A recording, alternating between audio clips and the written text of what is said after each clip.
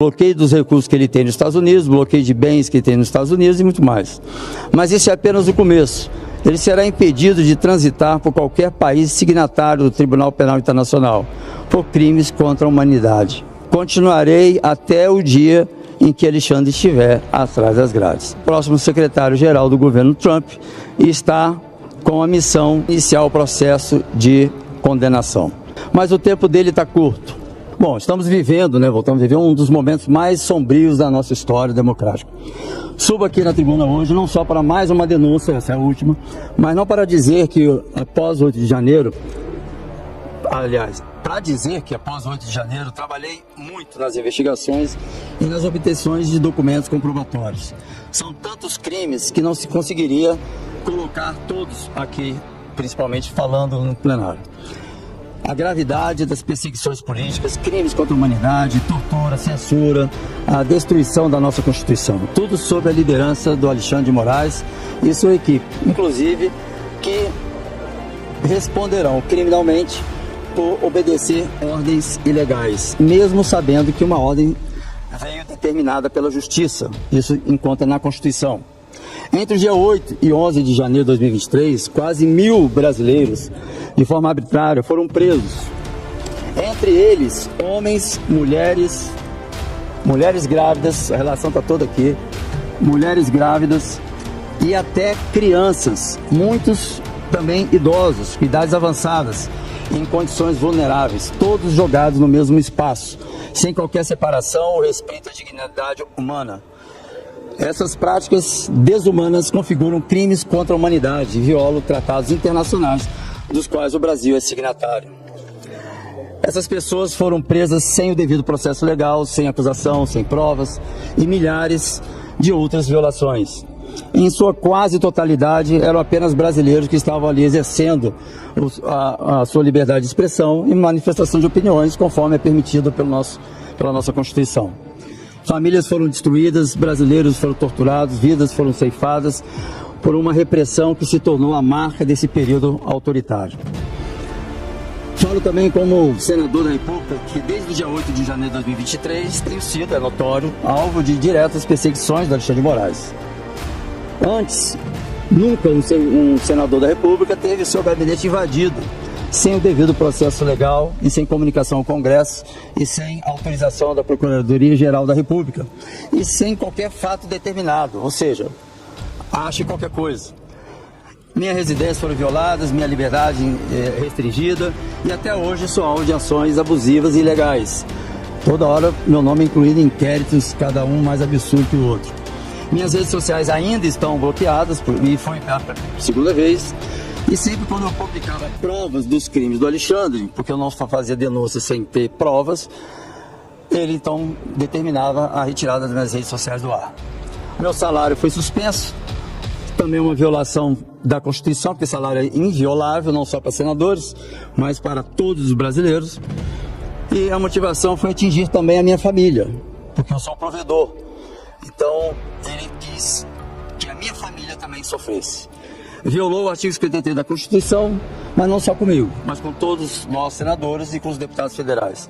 Meu passaporte diplomático foi suspenso, impedindo que eu cumpra missões importantes, principalmente na comissão que eu faço parte, que se refere na defesa nacional e relações internacionais. Tenho um compromisso agora em Washington, dia 4, 5 e 6 de dezembro, onde participarei de um encontro de senadores americanos ligados à área de inteligência. Essas ações, senhoras e senhores senadores, não só apenas afrontam a mim, mas a própria democracia. São crimes que continuam sendo cometidos contra o senador da República e contra deputados federais e, consequentemente, contra todos os brasileiros a quais nós representamos. Mas o tempo dele está curto, graças a Deus. O que eu posso colocar para vocês é afirmar: não há mais dúvida alguma de que as eleições de 2022 foram manipuladas. Alexandre de Moraes, à época presidente do Tribunal Superior Eleitoral, coordenou essas ações em conluio com alguns ministros do STF e com o apoio do governo Biden. Provas contundentes dessas fraudes já foram entregues a lideranças internacionais e o próximo secretário-geral do governo Trump está com a missão de torná-las públicas e iniciar o processo de condenação pelos crimes cometidos pelo Alexandre de Moraes. Então, como nós trabalhamos muito para chegar à conclusão de que realmente, comprovadamente, as eleições do Brasil foram fraudadas. Então isso vai ser apresentado após dia 20 de janeiro. O impacto inicial dessas denúncias será a suspensão do visto do Alexandre de Moraes para os Estados Unidos, bloqueio dos recursos que ele tem nos Estados Unidos, bloqueio de bens que ele tem nos Estados Unidos e muito mais. Mas isso é apenas o começo. Ele será impedido de transitar por qualquer país signatário do Tribunal Penal Internacional por crimes contra a humanidade. Só uma comparação aqui com Vladimir Putin, presidente da Rússia. Até Vladimir Putin, líder de uma das maiores potências bélicas do mundo, foi julgado por essa mesma corte que julgará Alexandre de Moraes. E evitou viajar para o Brasil recentemente com medo de ser preso por essa corte. Que dirá Alexandre de Moraes, se não tem 1% do poderio que o Vladimir Putin tem? Então vocês vão realmente ver que ele não ficará impune. Eu me sinto com a missão cumprida.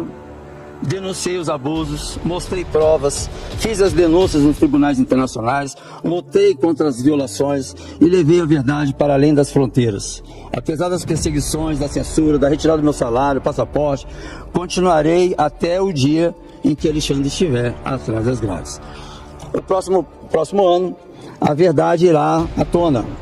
A queda de Alexandre de Moraes será inevitável e ele quis desafiar a democracia, a nossa democracia, e subestimar a força do nosso povo brasileiro.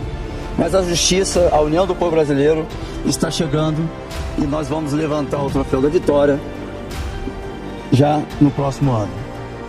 Assim eu encerro dizendo que não foi fácil, e como tem histórias falando sobre cicatrizes, quanto mais ele me atacava e as pessoas achavam que eu estava sendo ferido, até os guerreiros espartanos, eu até busquei aqui, que assim, era questão de orgulho você voltar de uma batalha com feridas. Se voltasse na batalha sem feridas, significava que você não estava guerreando. E se você voltasse das batalhas com feridas nas costas, significava que você estava querendo fugir da batalha. Isso foi com os samurais, com os vikings e tudo mais. É histórico essa questão. Se o senhor me permitir, o presidente também, você ainda tem 1 minuto e alguma coisa, é só para manifestar mais uma vez, não é a primeira, espero que seja a última, né? Mas eu vejo que a casa está demorando para reagir, mas manifestar minha solidariedade com a sua situação. O senhor tentando cumprir o seu mandato, com o artigo 53 da Constituição debaixo do braço. Aconteceu com Marcel Van Hatten ontem outra grande violação por uma fala da tribuna.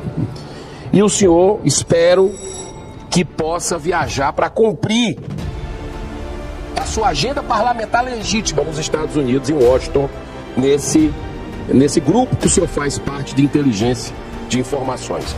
Então, espero que o bom senso prevaleça nessa casa e que o senhor possa cumprir o seu papel como um parlamentar livre num país com democracia relativa, mas que o senhor tenha pelo menos essa oportunidade de representar o Senado, de fazer essa viagem legítima que é para o bem do Brasil. Muito obrigado.